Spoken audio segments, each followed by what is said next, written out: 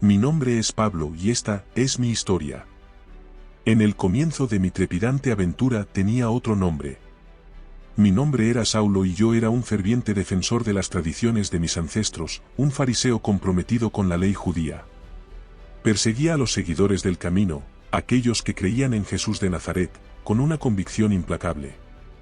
Creía firmemente que estaba protegiendo la pureza de nuestra fe. Era un día como cualquier otro en mi celosa misión de erradicar la creciente influencia de los seguidores de Jesús. Mi determinación era inquebrantable, mi convicción, firme. Como Saulo, estaba decidido a defender las tradiciones y leyes de mis ancestros, creyendo que era el custodio de la verdad y la rectitud. Sin embargo, en ese camino polvoriento hacia Damasco, mi vida estaba a punto de tomar un giro que nunca habría imaginado. Llevaba en mis manos las cartas de los sumos sacerdotes, mi autoridad para llevar a cabo la tarea de arrestar a aquellos que se habían desviado del camino de la ley judía, a esos seguidores de Jesús. Estaba convencido de que mi causa era justa, que era un guerrero en la batalla por la pureza de nuestra fe. Pero en un instante, todo lo que creía y todo lo que era se puso en duda. Mientras me acercaba a Damasco, el cielo se abrió con una luz cegadora, tan brillante que me obligó a caer al suelo. En ese momento, sentí una presencia abrumadora, una fuerza que nunca antes había experimentado. Y entonces, una voz. Una voz que resonó no solo en mis oídos, sino en lo más profundo de mi ser. Saulo, Saulo, ¿por qué me persigues? La pregunta era directa, acusadora, pero a la vez llena de un dolor insondable. Confundido y atemorizado, pregunté, ¿quién eres, Señor? La respuesta me sacudió hasta el núcleo, yo soy Jesús, a quien tú persigues. En ese momento, la ceguera física se apoderó de mí, pero era una ceguera que reveló una verdad más profunda. Durante años, había estado ciego a la realidad de quién era Jesús, ciego a la obra que estaba haciendo en el mundo. Esta revelación me dejó desorientado y dependiente de aquellos a quienes había venido a arrestar. Llegué a Damasco, no como el poderoso perseguidor, sino como un hombre humillado y necesitado de guía. Allí, en mi vulnerabilidad, fui recibido por Ananías, un discípulo de Jesús. Ananías, a quien el Señor había hablado en una visión, se acercó a mí con una mezcla de temor y obediencia. Puso sus manos sobre mí y dijo, hermano Saulo, el Señor Jesús, que se te apareció en el camino, me ha enviado para que recobres la vista y seas lleno del Espíritu Santo. En ese momento, algo como escamas cayó de mis ojos, y pude ver de nuevo. Pero esta nueva visión era más que física. Mi corazón y mi mente habían sido abiertos a una nueva comprensión de Dios, del Mesías y de lo que significaba seguirlo. Ananías me bautizó, y en esas aguas, el antiguo Saulo fue lavado, y nací de nuevo como Pablo. Los días siguientes estuvieron llenos de asombro y aprendizaje. Comencé a predicar en las sinagogas, proclamando que Jesús era el Hijo de Dios. Aquellos que me escuchaban estaban asombrados, sabiendo que había sido yo quien había perseguido a los seguidores de Jesús con tal vehemencia. Mi mensaje era claro y convincente, no porque fuera un orador elocuente, sino porque mi vida era un testimonio viviente del poder transformador de Cristo. En Damasco, encontré una nueva familia y una nueva misión. Pasé varios días con los discípulos, absorbiendo sus enseñanzas y compartiendo mi testimonio. Cada palabra que decía, cada milagro que presenciaba, fortalecía mi fe y mi compromiso con este nuevo camino que había elegido seguir. Pero mi conversión también trajo desafíos. Los que una vez me habían visto como líder ahora me veían como traidor. Los judíos en Damasco conspiraban para matarme, y tuve que huir de la ciudad en una canasta que fue bajada por una ventana en la muralla. Esta experiencia marcó el inicio de un camino lleno de peligros, persecuciones y pruebas, pero también de inmensa gratitud y alegría. Mi viaje de Damasco se convirtió en el símbolo de mi vida, un camino de transformación, de encuentro con el divino, de pasar de la oscuridad a la luz. Atrás quedó Saulo, el fariseo, y nació Pablo, el apóstol, un hombre dedicado a la difusión del Evangelio, al servicio de Cristo y al ministerio de reconciliación. Esta experiencia en el camino a Damasco no fue solo el inicio de mi ministerio, sino también el fundamento de mi enseñanza y mi predicación. A partir de entonces, mi vida se convirtió en un testimonio de la misericordia y el poder transformador de Jesucristo. La gracia que me había sido dada era demasiado grande para guardarla para mí, tenía que compartirla con el mundo. Y así, con una fe renovada y un propósito claro, me embarqué en un viaje que cambiaría no solo mi vida, sino también el curso de la historia. El antiguo Saulo, perseguidor de la Iglesia, ahora era Pablo, un apóstol de Jesucristo, comprometido a llevar el mensaje de salvación a todas las naciones. Mi conversión en el camino a Damasco fue solo el comienzo de una increíble odisea de fe, sufrimiento, esperanza y victoria. Era el comienzo de una vida dedicada a proclamar el Evangelio, el poder de Dios para la salvación de todo aquel que cree. Con cada amanecer en mis viajes misioneros, me despertaba con un renovado sentido de propósito. Tras mi transformadora experiencia en el camino a Damasco, sabía que mi vida estaba consagrada a una misión divina. Mi primer destino fue Chipre, una tierra de variadas culturas y creencias, donde el Evangelio aún no había echado raíces profundas. Al llegar a Chipre, junto a mi compañero de ministerio, Barnabás, nos encontramos con el mago Alimas, un hombre que usaba sus artes para desviar a la gente de la verdad. Su oposición al mensaje del Evangelio era un reflejo de la batalla espiritual que estábamos librando. En un encuentro dramático, el Señor me usó para mostrar su poder sobre las tinieblas. Alimas fue temporalmente cegado, un acto que sirvió como una poderosa señal para Sergio Paulo, el procónsul, quien se convirtió a la fe. Esta victoria inicial en Chipre fue un claro indicio de que el Espíritu Santo estaba con nosotros, guiando y empoderando nuestra misión. De Chipre, nos dirigimos a Gelasce, una región diversa donde muchas ciudades acogieron el mensaje con entusiasmo. Sin embargo, no todos los días eran de victoria y celebración. En Listra, mi enseñanza fue recibida con una mezcla de asombro y rechazo. Fui apedreado y dejado por muerto fuera de la ciudad. Pero por la gracia de Dios, me levanté, y con una determinación inquebrantable, continué predicando el Evangelio. Este incidente fortaleció mi resolución y profundizó mi comprensión de que el sufrimiento era una parte integral del camino del discípulo.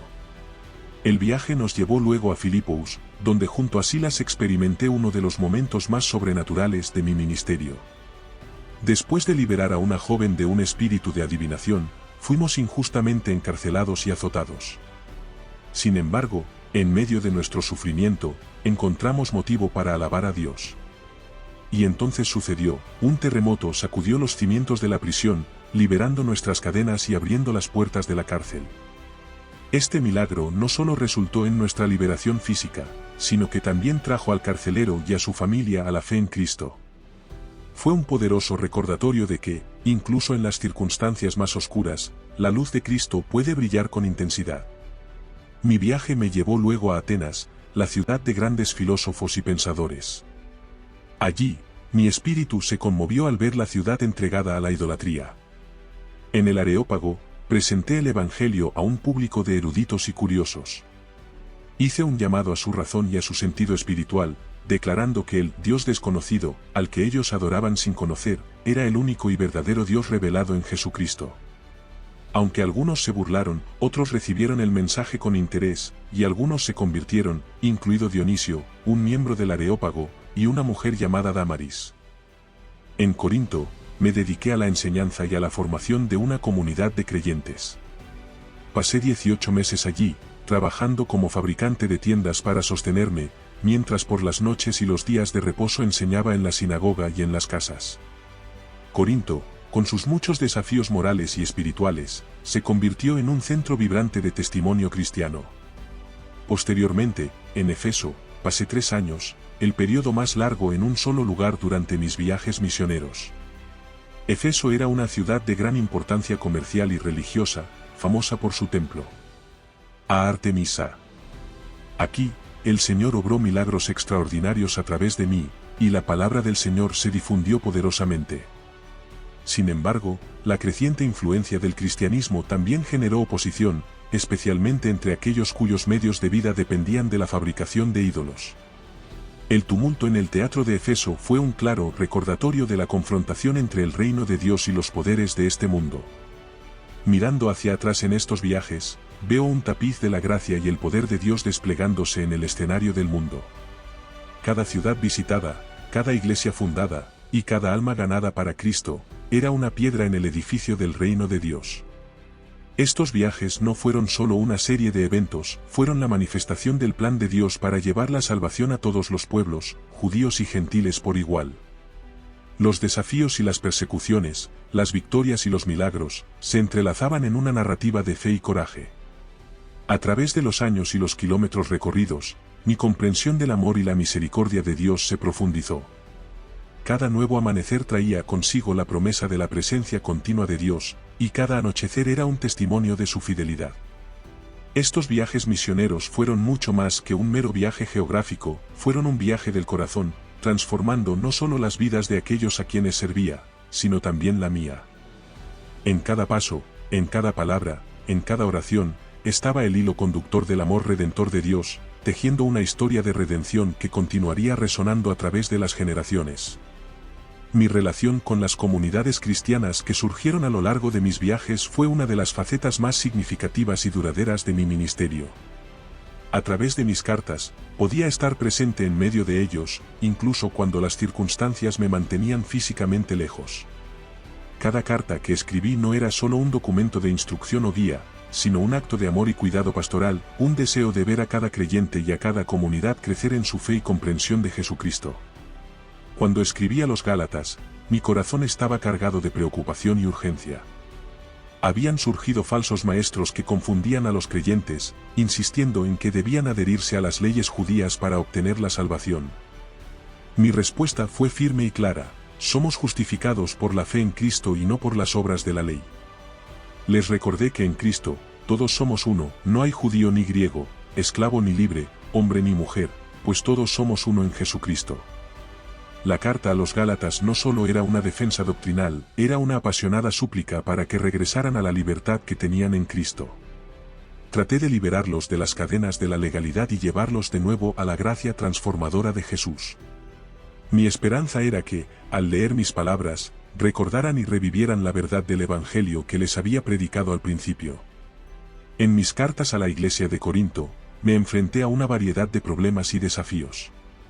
La iglesia estaba plagada de divisiones, inmoralidad sexual, disputas y malentendidos sobre los dones espirituales y la resurrección. En medio de estos problemas, mi enfoque central fue recordarles el camino del amor supremo. Les escribí sobre el amor como la mayor virtud, un amor que es paciente, amable, que no envidia ni se jacta, que no se enorgullece ni se comporta indecorosamente, que no busca lo suyo, que no se irrita ni lleva cuenta del mal. Mi deseo era que, por encima de todo, el amor guiara sus acciones y decisiones. La iglesia de Corinto necesitaba un recordatorio de que todos los dones espirituales, todo conocimiento y toda fe, sin amor, no eran nada. La carta a los romanos fue una de mis obras más fundamentales. En ella, delineé el plan de salvación divina, abordando temas como el pecado, la justificación, la redención, la vida en el Espíritu y la soberanía de Dios en la historia de la salvación. Fue un tratado completo sobre la naturaleza del Evangelio y su impacto en nuestras vidas. Expliqué que todos han pecado y están privados de la gloria de Dios, pero son justificados gratuitamente por su gracia a través de la redención que es en Cristo Jesús. Hablé de la fe de Abraham y cómo somos contados como justos ante Dios no por nuestras obras, sino por nuestra fe en Jesucristo. Enfatice el papel del Espíritu Santo en nuestras vidas, guiándonos, intercediendo por nosotros y asegurándonos de nuestra adopción como hijos de Dios. Estas cartas, junto con las otras que escribí a diferentes comunidades, se convirtieron en una parte vital de la enseñanza y la formación de la iglesia primitiva. Fueron copiadas, distribuidas, leídas en voz alta en las reuniones de la iglesia y circuladas entre las diversas comunidades cristianas. A través de ellas, pude abordar problemas doctrinales, éticos y prácticos, guiando a los creyentes en su caminar con Cristo. Más que simples documentos históricos, mis cartas eran vehículos del Espíritu Santo, utilizados para moldear, corregir, alentar y enseñar. Cada palabra estaba imbuida de mi deseo ferviente de ver a las iglesias crecer en la madurez espiritual, viviendo de una manera digna del Evangelio. Aunque físicamente estaba a menudo lejos de estas comunidades, mi corazón siempre estaba con ellos. En oración, luchaba con ellos, intercediendo ante Dios por su fortaleza, crecimiento y perseverancia. Me regocijaba con sus victorias y lloraba por sus luchas y fracasos. A través de mis colaboradores, me mantenía informado de su progreso, cuando era necesario, les enviaba instrucciones adicionales o aclaraciones. El amor y el compromiso que sentía por estas comunidades eran la fuerza motriz detrás de cada palabra que escribía. Mi esperanza y oración era que, a través de mis enseñanzas, ellos también crecieran en su conocimiento y amor por Cristo, siendo transformados cada día más a su imagen. Estas cartas, escritas hace 2 milenios, han trascendido el tiempo y el espacio, convirtiéndose en faros de luz para generaciones futuras de creyentes. Han sido analizadas, estudiadas y predicadas, continúan moldeando la teología cristiana y guiando a los seguidores de Cristo en su fe y práctica. A través de ellas, mi voz, mi corazón y mi amor por las iglesias siguen vivos, hablando a los creyentes de todas las épocas. Son un recordatorio constante de que, en Cristo, somos llamados a una vida de fe, esperanza y amor, una vida que refleja la gracia y la verdad de nuestro Señor Jesucristo. Desde el momento en que fui llamado a seguir a Cristo, supe que mi camino no sería fácil. La persecución y el rechazo, de hecho, se convirtieron en constantes compañeros en mi viaje. Sin embargo, a pesar de los desafíos y las dificultades, mi determinación y compromiso con el Evangelio nunca flaquearon. Mi vida, un viaje de incesante lucha y proclamación intrépida, fue una clara demostración del poder redentor y de la gracia transformadora de Dios. La persecución me siguió desde el principio. Una vez convertido, los mismos que anteriormente me habían elogiado por mi celo en perseguir a los cristianos, ahora se volvieron contra mí. En Damasco, tuve que ser bajado en una canasta a través de una ventana en la muralla de la ciudad para escapar de aquellos que buscaban matarme. En Jerusalén, mi testimonio provocó disturbios y tuve que ser rescatado por los soldados romanos. La ironía de mi situación no pasó desapercibida para mí, el cazador se había convertido en la presa, el perseguidor en el perseguido. A lo largo de mis viajes misioneros, enfrenté innumerables peligros, fui azotado, apedreado, y repetidamente encarcelado. En Filipos, experimenté el azote y la prisión. En Efeso, un tumulto casi me cuesta la vida. Estos eventos, sin embargo, no hicieron más que fortalecer mi resolución. Vi en cada uno de estos sufrimientos una oportunidad para compartir en los padecimientos de Cristo, recordando siempre que nuestro actual sufrimiento no es nada comparado con la gloria que será revelada en nosotros. Mi arresto en Jerusalén fue un punto de inflexión. Después de ser llevado ante el Sanedrín, fui transferido a Cesarea, donde pasé 2 años en prisión. Durante este tiempo, me presenté ante Félix, Festo y el rey Agripa, defendiendo no solo mi causa sino también la fe cristiana. Finalmente, ejercí mi derecho como ciudadano romano a ser juzgado en Roma. Mi viaje a Roma estuvo marcado por adversidades, incluyendo un naufragio en la isla de Malta. Sin embargo, incluso en esas circunstancias, Dios estuvo conmigo, permitiéndome sanar a los enfermos y compartir el Evangelio. Finalmente llegué a Roma, donde fui puesto bajo arresto domiciliario. A pesar de estar encadenado, mi espíritu permanecía libre, y continué predicando el Evangelio a todos los que venían a verme. Mis días en prisión me dieron tiempo para reflexionar y orar.